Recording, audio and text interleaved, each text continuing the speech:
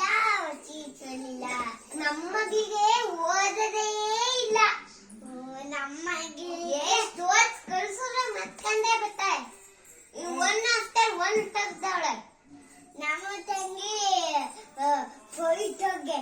ಅಯ್ಯೋ ನೀವಾಗ್ಲೇನಾ ದೊಡ್ಡವರು ಅದಕ್ಕೆ ಇದ್ ಮಾಡ್ತಾರೆ. ನಮ್ದು ಚಿಕ್ಕಳು ಅದಕ್ಕೆ ನಮ್ ಪಾಪ ಚಿಕ್ಕಳು. ವಾಯ್ ಹೊಸದ್ ಬತ್ತಾ?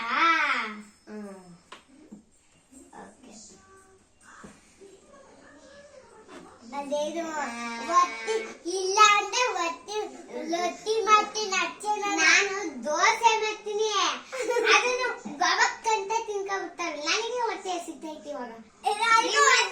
ನಿಮ್ ಮನೆಗೆ ಬಂದ್ ತಿನ್ನೋಣ ಅನ್ಕಂಡೆ. ಬನ್ನಿ.